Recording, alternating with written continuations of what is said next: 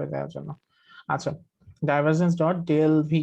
So এখানে কি হবে, del del x del V by del x plus del y by del V del y del del z del V by del z. তাই হয়, তাই না? জি sir. আচ্ছা, তো আমরা এটাকে কি বলতে পারি, চাইলে স্কোয়ার করে দিতে পারি, এ পাশে স্কোয়ার করে দিতে পারি। ডেল স্কোয়ার ভি সমান সমান কি হবে, del square V by del x square del square V by del y square del square V by del z square. তো এই যে 5 নাম্বার এখন যে ইকুয়েশনটা পাবো, এই যে এখন যে ইকুয়েশনটা পাইলাম, বা ডেল স্কোয়ার ভি বাই এই যে এখন যে ইকুয়েশনটা পাইছি, এই ইকুয়েশনটা আমাদের একটা ফাইনাল ইকুয়েশন, যেটাকে মানে পয়সন্স ইকুয়েশন আরেকটা ফর্ম হচ্ছে এটা, তাই না? পয়সন্স ইকুয়েশন আগে যেটা বললাম এটা, সেইটাকে আমরা চাইলে কার্টেশিয়ান কোঅর্ডিনেটে যদি নিয়ে আসি, তখন হচ্ছে সেটা আরেকটা ফর্ম হচ্ছে এই এই ইকুয়েশনটা চলে আসে, ডেল স্কয়ার ভি সমান সমান del x del del by del x into del V by del x del by del y del V by del y del del by del z del V by del z সমান সমান minus rho by epsilon. এখন যদি তোমাকে বলা হয় rho এর মান হচ্ছে 0, দেখো রো এর মান 0 মানে কি, চার্জ ডেনসিটি 0, তাই না? জি স্যার। আচ্ছা, রো এর মান 0 মানে হচ্ছে চার্জ ডেনসিটি, মানে 0 ভলিউম চার্জ ডেনসিটি। যেহেতু আমরা এখানে ভলিউম নিয়ে কাজ করতেছি, তো এখানে 0 ভলিউম চার্জ ডেনসিটি যদি হয়, তাহলে সেক্ষেত্রে কি হবে, ডেল স্কয়ার ভি সমান সমান 0, তাই হয় না? রো এর মান 0 মানে তো এই পুরো 5টা 0 হয়ে যাবে না? জি স্যার। আচ্ছা, তাহলে হবে ডেল স্কয়ার ভি সমান সমান 0। তো যদি এইরকম অবস্থা হয় যে চার্জ ডেনসিটির মান যদি 0 হয়ে যায়, তাহলে আমাদের যে ইকুয়েশনটা আসবে সেই ইকুয়েশনটা পয়সন্স ইকুয়েশনের সেই ফর্মটাকে আমরা বলবো ল্যাপ্লাসেস ইকুয়েশন। এবং ডেল স্কয়ার এই অপারেশনটাকে বলা হয় ল্যাপ্লাসিয়ান অফ ভি, মানে ভলিউমের কে যদি আমরা ল্যাপ্লাসিয়ান করি, মানে হচ্ছে ভলিউমকে ল্যাপ্লাসিয়ান করা মানে কি, সেটাকে দুইবার ডিফারেন্সিয়েশন করা। So in Cartesian coordinate, Laplace's equation will be like that, del square v, del square v মানে কি, del x by del v by del x del del y del v by del y del del z del v by del z সমান সমান 0। এটা হচ্ছে Cartesian কোঅর্ডিনেটে ল্যাপ্লাসের equation. Cartesian coordinate কোনটা, আমরা three dimensional যে coordinate system যেটা x Y Z Axis, এই coordinate সিস্টেমকে বলা হয় কার্টেসিয়ান কোঅর্ডিনেট সিস্টেম। এবং এই কোঅর্ডিনেট সিস্টেমে ল্যাপ্লাসের ইকুয়েশন হচ্ছে এটা। আর এইখানে এই 0 ভলিউম ডেনসিটির জায়গায় যদি আমাদের 0 ভলিউম ডেনসিটি না হয়, তাহলে সেক্ষেত্রে কি হবে, রো বাই এপসাইলন, সেটা হবে আমাদের পয়সন্স ইকুয়েশন। স্যার আমার ডেটা প্রায় শেষ স্যার। ক্লাস তো শেষ হয়নি, ঠিক আছে? আচ্ছা বের হয়ে যেতে পারি স্যার। আচ্ছা, সমস্যা নাই। তো এই হচ্ছে আমাদের ল্যাপ্লাস ইকুয়েশন আর পয়সন্স ইকুয়েশন। তো আমি আশা করি আরেকদিন তোমাদের বোর্ডে এই জিনিসটা আরেকবার দেখাবো, সমস্যা নেই। ইয়েস স্যার, স্যার ভালো হবে, সবচেয়ে ভালো হবে স্যার। হ্যাঁ হ্যাঁ হ্যাঁ, ওকে, দেখাবো, সমস্যা নেই। আর এখন আমরা হচ্ছে ম্যাগনেটিক ফিল্ডে ঢুকি। ম্যাগনেটিক ফিল্ড এটা ইলেকট্রিক্যাল স্ট্রেন্থের জন্য খুবই ইম্পর্টেন্ট একটা পার্ট, ম্যাগনেটিক ফিল্ড বা ম্যাগনেটিজম।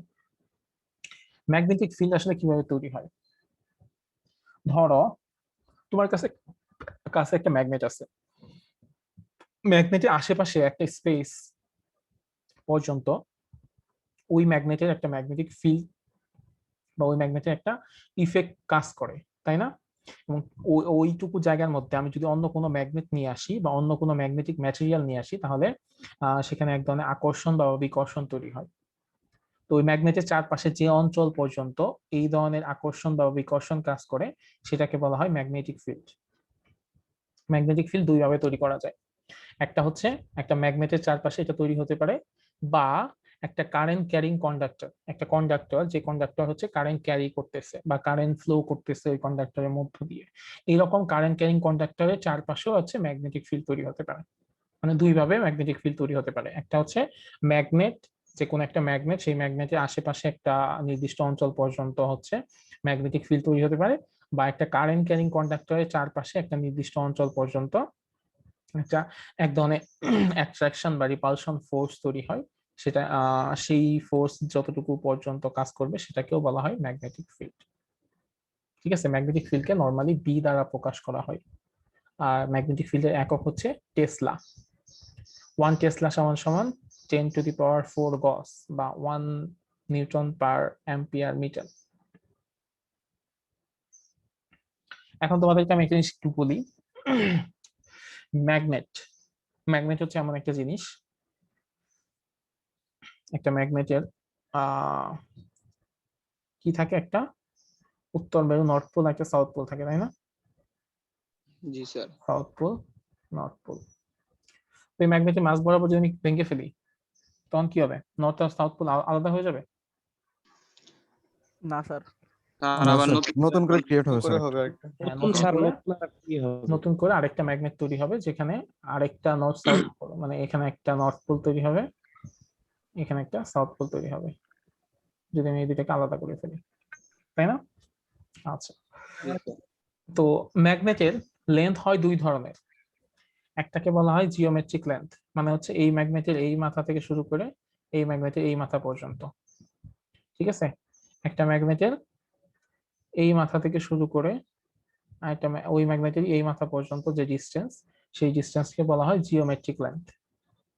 আর ম্যাগনেটের আরেক ধরনের লেন্থ আছে, সেই লেন্থকে বলা হয় ম্যাগনেটিক লেন্থ। ম্যাগনেটিক লেন্থ কোনটুকু? দুইটা ম্যাগনেটের দুইটা পোল আছে না, এই পাশে একটা পোল আছে, এই পাশে আরেকটা পোল আছে, এই দুই পোলের যে মধ্যবর্তী দূরত্ব সেটাকে বলা হয় ম্যাগনেটিক লেন্থ। বুঝতে পারছো ম্যাগনেটিক লেন্থ আর জিওমেট্রিক লেন্থের পার্থক্য? বুঝছো? হ্যাঁ স্যার। জি স্যার। নর্মালি আমরা স্কেল দিয়ে যদি একটা ম্যাগনেটের লেন্থ মাপি সেটা হবে জিওমেট্রিক লেন্থ। আর ম্যাগনেটিক লেন্থ এটা কি মাপা সম্ভব হাতে বা খালি চোখে? এটা কিন্তু যন্ত্রপাতি ছাড়া মাপা সম্ভব না। ঠিক আছে, আর দেখে আমরা বুঝতে পারতেছি যে ম্যাগনেটিক লেন্থ হচ্ছে ছোট আর জিওমেট্রিক লেন্থ হচ্ছে বড়। এরকম বলা হয় যে ম্যাগনেটিক লেন্থ জিওমেট্রিক লেন্থের 80%, মানে 20% কম হয়। আরেকটা জিনিস আমি একটু বলবো, সেটা হচ্ছে ম্যাগনেটিক ম্যাটেরিয়াল আসলে কয় ধরনের। ম্যাগনেটিক ম্যাটেরিয়াল আর ম্যাগনেট দুটো কিন্তু একই জিনিস না, এটা মাথায় রাখতে হবে। ম্যাগনেট হচ্ছে চুম্বক, যেটা হচ্ছে Fe3O4, যেটা প্রাকৃতিক ভাবেও পাওয়া যায়, কৃত্রিম ভাবেও তৈরি করা যায়। আর ম্যাগনেটিক ম্যাটেরিয়াল সেটা কিন্তু একটা ম্যাটেরিয়াল, যে ম্যাটেরিয়াল এর উপর ম্যাগনেটের কোনো ধরনের ইফেক্ট আছে।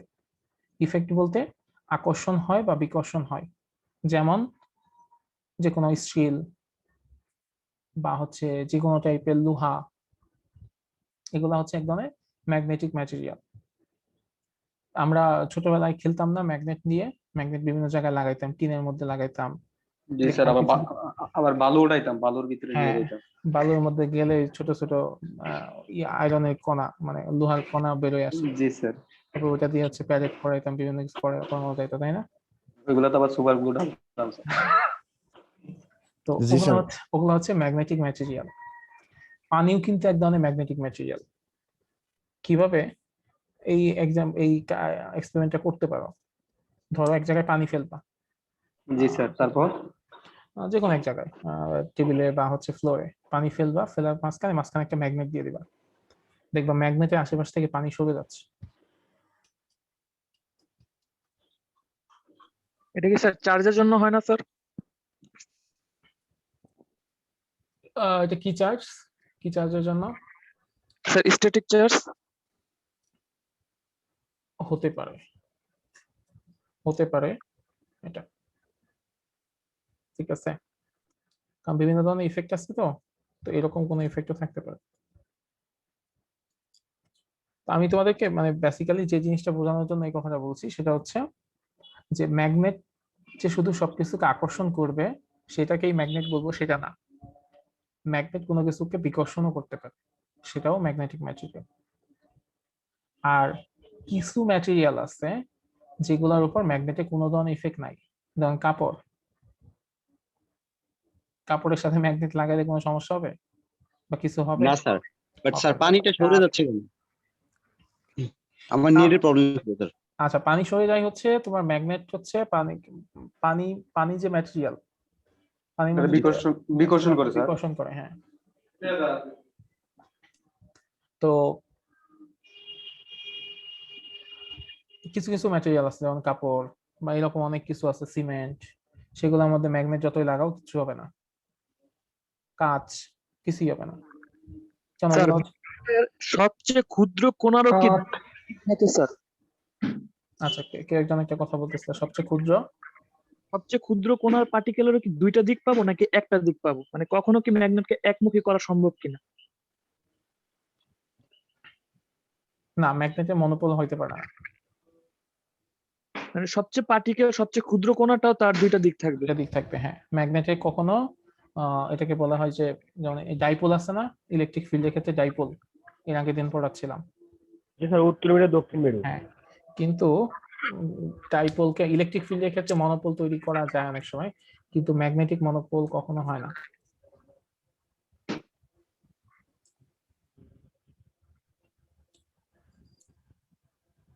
Okay. ঠিক আছে। আচ্ছা, আরেকটা হচ্ছে ম্যাগনেটিক পোল। ম্যাগনেটিক পোল হচ্ছে সেই পোল, ম্যাগনেটিক পোল হচ্ছে সেই পোল যেই জায়গাতে, যে সেই পয়েন্ট, যে পয়েন্টে হচ্ছে ম্যাগনেটিক ফিল্ড লাইন গুলা হচ্ছে তৈরি হয় বা মানে শুরু হয় বা শেষ হয়। এই যেখানে আমরা দেখতে পাচ্ছি সাউথ পোল থেকে, সাউথ পোলে হচ্ছে ম্যাগনেটিক ফিল্ড লাইন গুলা প্রবেশ করে, আর নর্থ পোল থেকে ম্যাগনেটিক ফিল্ড লাইন গুলা তৈরি হয়।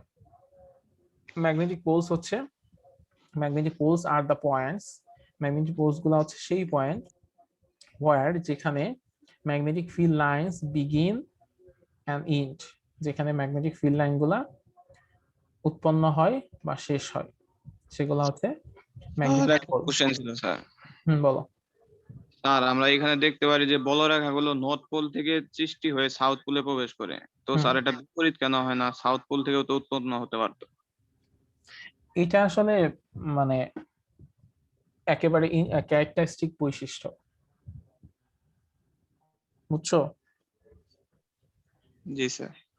আর আরেকটা জিনিস হচ্ছে আহ বলরেখা কিন্তু বলতে কিন্তু আসলে ওরকম মানে দেখা যায় কিছু এরকম না। বলরেখা হচ্ছে একটা আর্টিফিশিয়াল জিনিস, আর্টিফিশিয়াল বলতে ইমাজিনারি জিনিস, ঠিক আছে?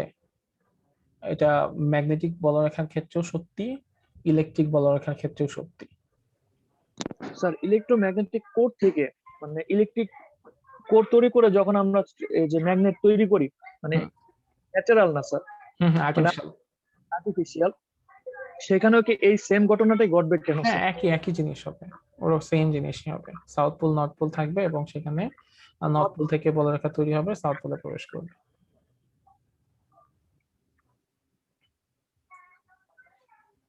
আচ্ছা, তো ধরো এখানে যদি এটা আমরা কেন হচ্ছে এটার কোনো স্যার ব্যাখ্যা নেই? আচ্ছা, কেন হচ্ছে সেটা আমি বলি তোমাকে।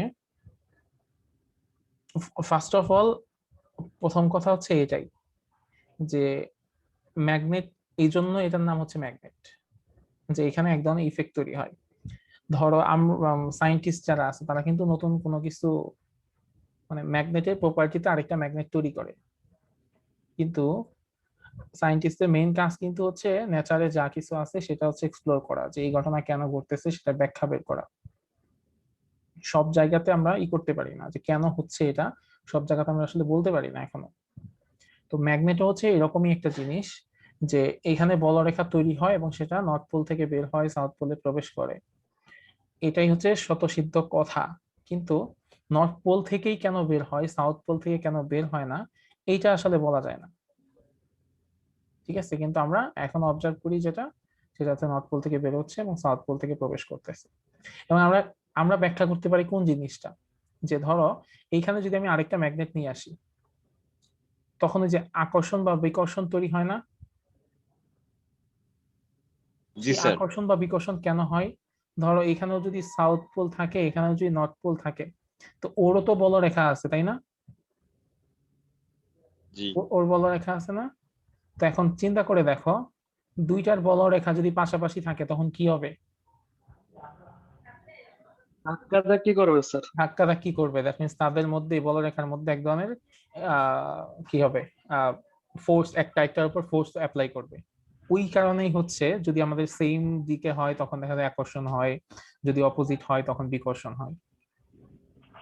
তো সেইখান থেকে আমরা আসলে বুঝতে পারি যে এখানে নিশ্চয়ই কোনো ধরনের এক ধরনের বলরেখা আছে, যে বলরেখার গুলা মধ্যে এক ধরনের ইন্টারাকশনের কারণে এই আকর্ষণ বা বিকর্ষণের তৈরি হয়। কারণ এগুলো কিন্তু দেখা যায় না, ঠিক আছে, বা এমনও না যে মাইক্রোস্কোপ দিয়েও দেখা যায়, সেরকমও না। এগুলা বিভিন্ন প্রপার্টি এক্সপ্লেইন করে বা বিভিন্ন প্রপার্টি দেখে দেখে এগুলা সম্পর্কে অ্যাজাম্পশন করা হয়। যাক, নাস্তিকদের জন্য স্যার আর একটা কোশ্চেন রেডি হলো স্যার। আচ্ছা, আরেকটা জিনিস সেটা হচ্ছে মানে কি বলতে চাইলাম ভুলে গেলাম কেন।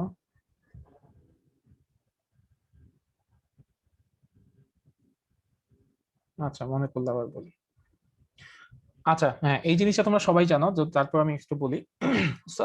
নর্থ পোল আর সাউথ পোল, সেম পোল পরস্পরকে কি করে, বিকর্ষণ করে। বিকর্ষণ করে, আর অপোজিট পোল বিকর্ষণ করবে স্যার, পরস্পরকে আকর্ষণ আকর্ষণ করবে। করে। এখন আরেকটা বড় কোশ্চেন বলি তোমাদেরকে, একটা ম্যাগনেটকে যদি ঝুলাইয়া দাও মুক্তভাবে, সবসময় উত্তর দক্ষিণ হয়, তাই না? জি জি স্যার। স্যার। কেন হয়? তো পৃথিবী নিজে স্যার একটা পৃথিবীর চৌম্বক একটা ক্ষেত্র, নিজস্ব ম্যাগনেটিক হচ্ছে নিজে একটা আছে। চৌম্বক ক্ষেত্র। হ্যাঁ, পৃথিবী হচ্ছে পৃথিবী নিজেও একটা ম্যাগনেট। জি স্যার। নিজের একটা আকর্ষণ বল আছে। পৃথিবীর নিজের একটা ভূচম্বক মেরু আছে। জি স্যার। হ্যাঁ, উত্তর একটা দক্ষিণ উত্তর মেরু। দক্ষিণ একটা মেরু আছে। তো ব্যাপারটা হচ্ছে এরকম যে ধরো আমি যদি পৃথিবীর মধ্যে এটা রাখি, পৃথিবীর মধ্যে বলতে পৃথিবীর ভেতরে না, নাকি কোথাও এক জায়গায় রাখি, তো তাইলে এ পাশে যদি নর্থ আর সাউথ থাকে তাহলে পৃথিবীর নিশ্চয়ই এখানে সাউথ আছে আর এখানে নর্থ নর্থ আছে, ঠিক আছে, যার কারণে এটা সবসময় সাউথ আর নর্থে থাকে, অন্য কোনো দিকে এটা রাখা পসিবল হয় না। এগুলাও কিন্তু হচ্ছে বিভিন্ন থিওরি, ঠিক আছে, আমরা কিন্তু কেউ গিয়ে দেখি নাই যে কই আছে। স্যার আমি একটু 5 মিনিটের জন্য লিভ দিই, আমার বাড়ি থেকে ফোন দিতেছে বারবার। ওকে, আচ্ছা। স্যার তো এখানে হুম, যেই দিকটা সাউথ পোল, তাহলে হুম, সেই দিকটা হবে নর্থ পৃথিবীর। হ্যাঁ, নয়তো হবে না, হওয়ার কথা। এ পাশে যদি নর্থ হয় না, হবে না, তাহলে কিভাবে থাকবে? না না বিকর্ষণ স্যার, আকর্ষণ। বিকর্ষণ হবে, তখন উল্টা দিক চলে যাবে। হ্যাঁ, তখন উল্টা দিক চলে যাবে। তো এই হচ্ছে ব্যাপার। স্যার হুম, আমরা যে কম্পাসে দেখি, কম্পাসে কি তাহলে কাঁটাটা উল্টা করে লেখা হয়? উল্টা করে লেখা হয় বোঝানোর শক্তি। কম্পাসে মানে আমরা যে কম্পাসের দিক দেখি, তাহলে তো কম্পাসের কাঁটাটা উল্টা, মানে নর্থের জায়গায় সাউথ আছে, সাউথের জায়গায় নর্থ আছে, মানে ম্যাগনেটিক ফিল্ডটা যে তার ভিতরে ক্রিয়েট করা আছে ওইটা। হ্যাঁ, ম্যাগনেটিক ফিল্ড উল্টা করে ক্রিয়েট করা আছে। আচ্ছা স্যার, হুম, আমরা তো স্যার জানি যে মানবদেহে যদি স্যার কোনো রেডিয়েশন বা এইসবের জন্য স্যার মানবদেহে প্রভাব ফেলে, স্যার পৃথিবী যদি পুরাটাই স্যার চৌম্বক ক্ষেত্র হয় তাহলে স্যার ওটার যে রেডিয়েশন ওটা স্যার আমাদের ইফেক্ট হওয়ার কথা না? হচ্ছে তো, এই যে এমআরআই করে না, হ্যাঁ স্যার। এগুলা কিন্তু ম্যাগনেটিক ফিল্ডের উপরে করেই করে। আমি তোমাকে একটা জিনিস বলি, আমাদের শরীরে অনেক আছে, মানে পানি আছে না অনেক, তো পানি যদি থাকে তো হ্যাঁ স্যার। হিউজ পরিমাণে জি তো স্যার। হাইড্রোজেন আছে, হ্যাঁ, ঠিক আছে। তো এমআরআই যখন করা হয়, এমআরআই কে বলা হয় ম্যাগনেটিক রেজোন্যান্স ইমেজিং, ঠিক আছে। তো আমার ঠিক এক্স্যাক্টলি এখন মানে মনে নাই যে মানে এক্সাক্ট প্রসেস পুরোটা আমি এখন বলতে পারতেছি না, তোমাদের ভুলে গেছি, আমি মাস্টার্সে পড়ছিলাম। তো এইখানেও এক ধরনের ইফেক্ট আছে। ইফেক্টটা কেমন আমি জাস্ট একটু আইডিয়া দেওয়ার চেষ্টা করি, আমি আগেই বলে নিলাম যে আমার এক্স্যাক্টলি মনে নেই। ধরো আমাদের শরীরে তো পানি আছে, অনেক পানি আছে। তো এখন ওই পানির কারণে যদি এমন কোন একটা ম্যাগনেটিক ফিল্ডে নেওয়া হয়, তখন ওই শরীরের ওই হাইড্রোজেন গুলার কারণে ওইখানে এক ধরনের একটা ইফেক্ট তো তৈরি হবে, তাই না? ইফেক্ট বলতে হচ্ছে এই ইগুলো একটা অ্যালাইনমেন্টের ব্যাপার আসে। যখন আমি একটা ম্যাগনেটিক ফিল্ডে নিয়ে যাব, আমার শরীরের ভিতরে যে ম্যাগনেটিক ফিল্ড গুলো আছে, যদি আমি উত্তর দক্ষিণ এরকম ঠিকঠাক করতে পারি, তাহলে সবগুলো একটা অ্যালাইনমেন্টে চলে আসবে না? জি স্যার। বুঝতে পারতেছো তো? ধর একটা ম্যাগনেটিক ফিল্ডের মধ্যে আমি আরেকটা ম্যাগনেটিক ফিল্ড রাখলাম, যদি আমি উত্তর দক্ষিণ এইসব জিনিস মেনটেন করি বা ডাইপোল টাইপোলের ব্যাপার স্যাপার আছে ওগুলো যদি মেনটেন করি তাহলে সবগুলোতে একটা অ্যালাইনমেন্টে চলে আসার কথা, তাই না? তো ওইরকম একটা অ্যালাইনমেন্টে চলে আসার কথা। তো ওইটা থেকে এক ধরনের কম্পিউটার প্রসেস করে এক ধরনের ইমেজ তৈরি করা হয় যে আমাদের শরীরে এই পার্টের ইমেজটা আসলে কেমন। এখন যেটা হয় যে ধরো তোমার একটা শরীরের একটা অর্গান সুস্থ অর্গানের ইমেজ তো আমরা জানি যে সুস্থ অর্গানের ইমেজটা হচ্ছে দেখতে এরকম। এখন যদি আরেকটা মানে অসুস্থ অর্গান বা হচ্ছে এমন যে শরীরের ভেতরে নতুন একটা জিনিস তৈরি হয়েছে, সেই জিনিসের জন্য তো নতুন একটা ইমেজ তৈরি হবে না বা ডিফারেন্ট একটা ইমেজ তৈরি হবে না?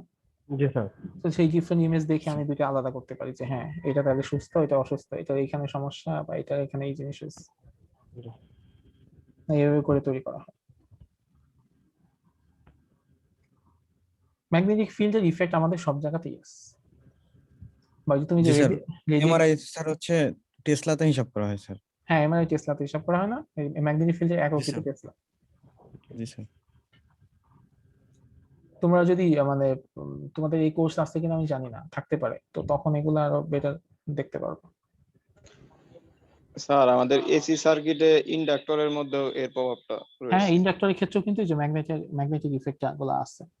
ইভেন শুধু ওইটা না, আমার রিসার্চের টপিক হচ্ছে প্লাজমা ফিজিক্স বলছিলাম মনে হয়। মানে আমি হচ্ছে এই আর্থের বাইরে যে সুপারনোভা তোমরা নাম শুনছো, কোয়াসার, নিউট্রন স্টার, জি স্যার। প্লাজমা। হ্যাঁ এইসব জায়গায় প্লাজমা থাকে, সেগুলা নিয়ে কাজ করতাম। তো সেইখানেও ম্যাগনেটিক ইফেক্ট আছে, যে নর্মাল প্লাজমা তো আছে, সেখানে যদি কোনো ম্যাগনেটিক ফিল্ড থাকে, ম্যাগনেটিক ফিল্ড তো থাকবেই, তাইলে ইফেক্ট গুলা কেমন চেঞ্জ হবে বা ওয়েভ গুলা কেমন ভাবে পরিবর্তন হবে। জি স্যার। স্যার পদার্থের তো তিনটা হচ্ছে কঠিন তরল বায়ু বাদে আরেকটা অবস্থান হচ্ছে প্লাজমা, তাই না? হুম। আপনি কি পিএইচডি করতেছেন স্যার? না আমি পিএইচডি করতে যাবো ইনশাআল্লাহ, দোয়া করো। দেশের বাইরে যাবেন স্যার? ইনশাআল্লাহ। কোথায় যাবেন স্যার? এটা ডিপেন্ড করবে হচ্ছে স্কলারশিপ পাওয়ার উপর। স্যার চয়েস আছে তো আপনার একটা, না?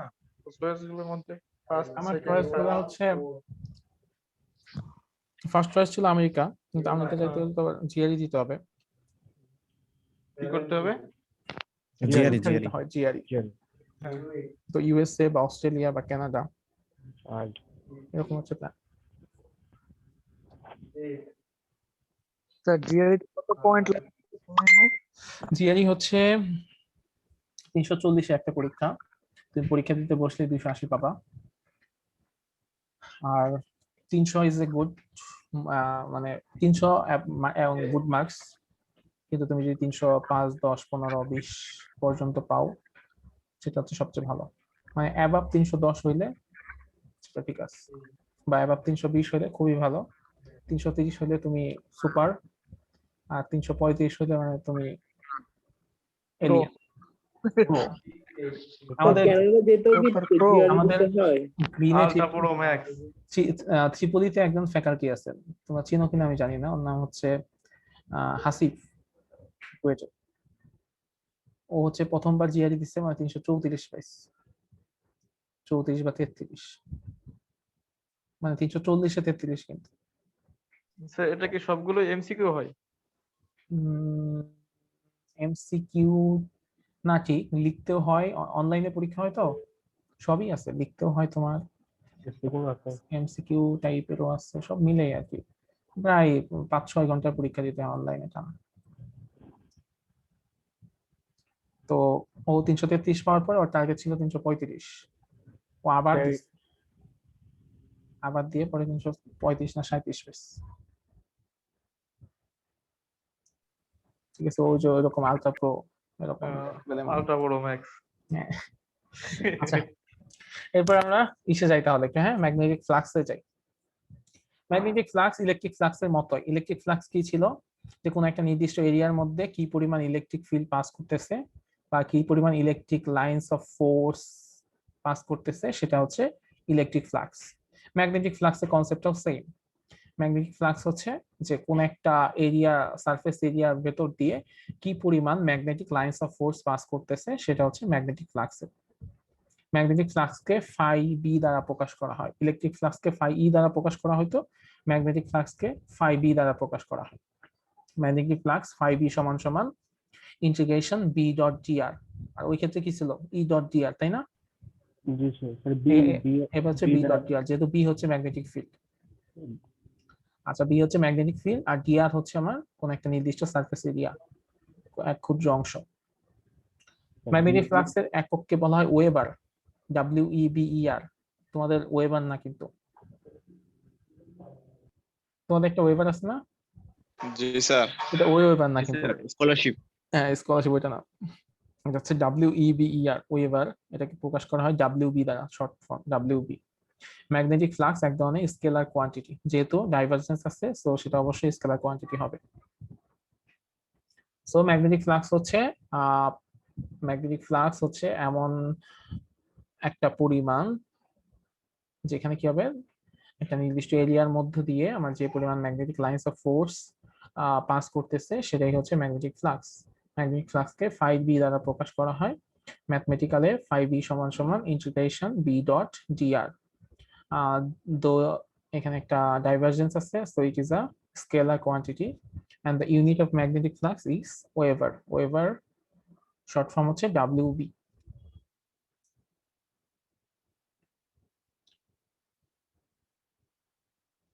তারপর হচ্ছে বায়োট-সেভার্ট ল, এটা তো পড়ছিল না ক্লাস 9 10 ইন্টারমিডিয়েট সব জায়গায় পড়ছো। জি স্যার ইন্টার পড়ছি। এটা কি, যে যদি কোন একটা কন্ডাক্টরের মধ্য দিয়ে কারেন্ট ক্যারি করে বা কারেন্ট ফ্লো হয়, তখন এই কন্ডাক্টর থেকে একটা নির্দিষ্ট ডিস্টেন্সে কি পরিমাণ ম্যাগনেটিক ফিল্ড উৎপন্ন হবে সেটা ডিটারমাইন করে হচ্ছে বায়োট-সেভার্ট ল এর মাধ্যমে, তাই না? আচ্ছা, আমরা ধরে নিলাম যে আমাদের কাছে একটা কন্ডাক্টর আছে, সেই কন্ডাক্টরের মধ্য দিয়ে আই পরিমাণ কারেন্ট পরিবহন হচ্ছে। তো সেই কন্ডাক্টর থেকে আর ডিস্টেন্সে পি বিন্দুতে বা পি পয়েন্টে কি পরিমাণ ম্যাগনেটিক ফিল্ড উৎপন্ন হবে সেটা আমাদেরকে বের করতে হবে। সো অ্যাকর্ডিং টু বায়োট-সেভার্ট ল আমরা জানি যে এই পি পয়েন্টে কি পরিমাণ ম্যাগনেটিক ফিল্ড তৈরি হবে সেটাকে যে আমি ডিবি দ্বারা প্রকাশ করি, ডিবি দ্বারা প্রকাশ করব কেন, কারণ আমরা হচ্ছে এখানে খুব ক্ষুদ্র একটা ডিস্টেন্স কনসিডার করে নেব, ক্ষুদ্র একটা ডিএল একটা ডিস্টেন্স কনসিডার করে নিব, যে ডিএল এর জন্য এখানকার ম্যাগনেটিক ফিল্ডটাকে আমরা বের করার চেষ্টা করব। সো এই ক্ষুদ্র ডিএল ডিস্টেন্সের জন্য আমার যে পরিমাণ ম্যাগনেটিক ফিল্ড হবে সেটা হচ্ছে DB. DB is proportional two I, মানে আমার কারেন্টের পরিমাণ যত বেশি হবে ম্যাগনেটিক ফিল্ডের পরিমাণ তত বেশি হবে। কারেন্ট ফ্লো যদি বেশি হয় ম্যাগনেটিক ফিল্ড তত বেশি হবে, কারেন্ট ফ্লো কম হলে ম্যাগনেটিক ফিল্ডের পরিমাণ কমে যাবে।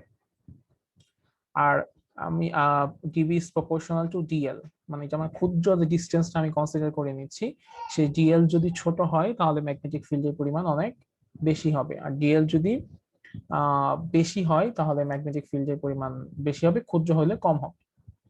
আরেকটা হচ্ছে DB is proportional two 1/r square. স্বাভাবিকভাবে এটা সব ক্ষেত্রেই সত্যি যে কোন একটা জিনিস থেকে আরেকটা যে পয়েন্টে আমি ম্যাগনেটিক ফিল্ডটা বের করতে চাচ্ছি সেটা ডিস্টেন্স যদি বেশি হয় তাহলে স্বাভাবিকভাবে ম্যাগনেটিক ফিল্ডের পরিমাণ কমে যাবে। এবং যেহেতু 1/r স্কয়ার, তো আমরা বুঝতেই পারতেছি যে যদি ডিস্টেন্স 2 গুণ বেড়ে যায় তাহলে ম্যাগনেটিক ফিল্ডের পরিমাণ 4 গুণ কমে যাবে। আবার ডিস্টেন্স যদি 2 গুণ বেড়ে মানে ডিস্টেন্স যদি 2 গুণ কমে যায় তাহলে ম্যাগনেটিক ফিল্ডের পরিমাণ 4 গুণ বেড়ে যাবে, এরকম একটি ব্যাপার। মানে একটা একটার সাথে ইনভার্সলি প্রপোর্শনাল সম্পর্ক, ব্যস্তানুপাতিক সম্পর্ক। আরেকটা কি, d v is proportional to sine theta. Sine theta এটা কেমন, যে এই বরাবর তো আমার হচ্ছে ডিএল দৈর্ঘ্য আর এই বরাবর হচ্ছে আমার ডিস্টেন্স, তো এখানে একটা অ্যাঙ্গেল উৎপন্ন হচ্ছে না, সেই অ্যাঙ্গেলটাকে আমরা বলতেছি থিটা। এবং এই থিটার সাইনের অনুপাত সেটা হচ্ছে ডিবি বা magnetic field. DB is proportional to sine theta. এই গ্যাপে এরকম করে টানলে আঁকানো। হ্যাঁ, এখানে আমি যে অ্যাঙ্গেলটা পাবো সেই অ্যাঙ্গেলটা। তো সাইন থিটার মান বলতো, সাইন থিটার সর্বোচ্চ মান কত আর সর্বনিম্ন মান কত? সর্বোচ্চ মান 1, সর্বনিম্ন মান 0। সর্বনিম্ন মান হচ্ছে -1, হ্যাঁ -1। হ্যাঁ, তো সর্বোচ্চ মান কত কত ডিগ্রিতে? সর্বোচ্চ মান হলো স্যার 90 ডিগ্রি। 90 ডিগ্রিতে সর্বোচ্চ মান, আর হচ্ছে ই মান কত, সর্বনিম্ন মান কত? 120 ডিগ্রি। স্যার 180 মিনিট 180 180 180 180 180 হ্যাঁ 180 না স্যার, 180 স্যার 100 180। জি স্যার cos 180 ডিগ্রি মাইনাস। হ্যাঁ, তো দেখো, তো তার মানে কি, যদি আমার এটা 90 ডিগ্রি বরাবর হয় তাহলে আমি এখানে কি পাবো, ম্যাগনেটিক ফিল্ডের মান সর্বোচ্চ পাবো। আর যদি এমন হয় যে এটা হচ্ছে 0 ডিগ্রি হয় তখন ম্যাগনেটিক ফিল্ডের মান পাবো 0। আবার যদি এমন হয় যে আমি পাচ্ছি কেমন, যে 180 ডিগ্রি বরাবর আছে, তাহলে ক্ষেত্রে ম্যাগনেটিক ফিল্ডের মান পাবো নেগেটিভ, মানে উল্টা হয়ে যাবে আবার ওটা। তো আমরা এই সবগুলাকে যদি একত্র করি, dB is proportional to IDL sin theta divided by R square. dB is proportional to IDL sin theta divided by R square. ওকে, তো এখানকার প্রপোর্শনাল চিহ্নটা যদি সরিয়ে দেই তাহলে আমরা সেখানে যে কনস্ট্যান্ট আসে সেটাকে বলা হয় মিউ নট বাই 4 পাই। এখানে যে কনস্ট্যান্ট আসবে সেই কনস্ট্যান্ট হচ্ছে মিউ নট বাই 4 পাই, যেটা হচ্ছে একটা কনস্ট্যান্ট যার ভ্যালু হচ্ছে 10⁻⁻7 নিউটন পার অ্যাম্পিয়ার স্কয়ার। 10⁻⁻7 নিউটন পার অ্যাম্পিয়ার স্কয়ার, এটা কার মান? মিউ নট বাই 4 পাই এর মান। তাহলে সেখান থেকে আমরা বলতে পারতেছি যে মিউ নটের মান কত হবে, 4 পাই ইনটু 10⁻⁻7, তাই না? মিউ নটের মান হচ্ছে 4 পাই ইনটু 10⁻⁻7। ওকে, তো এখান থেকে একটা ইম্পর্টেন্ট কোশ্চেন, সেটা হচ্ছে কি, যে মিউ নট এই কথাটা মানে কি সেটা আমি একদিন বলছিলাম ফার্স্ট ক্লাসে বা সেকেন্ড ক্লাসে, কার মনে আছে একটু দেখি।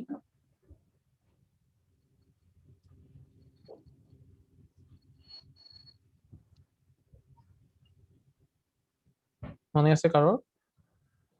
আমি একটু হিন্টস দেই। পারমিটিভিটি এপসাইলন নট, এটা যখন পড়াইছিলাম তখন বলছিলাম। মনে নাই স্যার।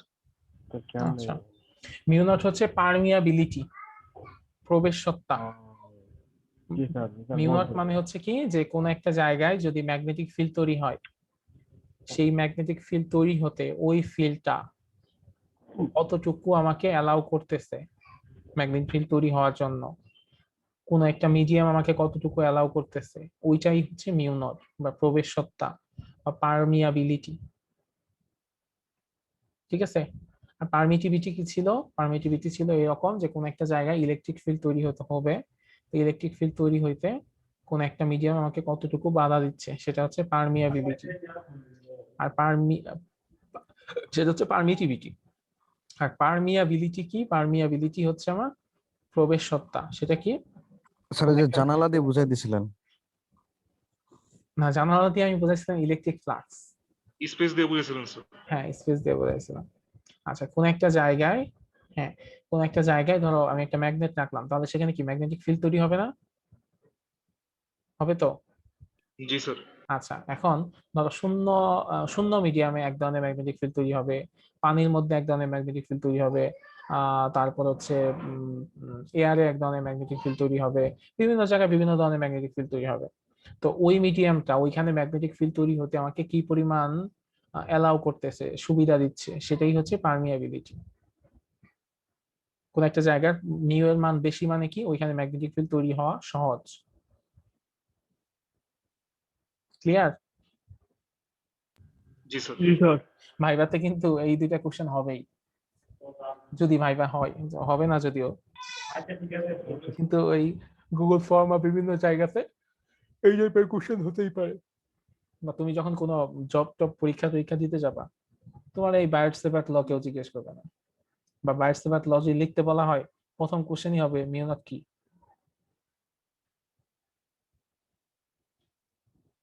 ঠিক আছে?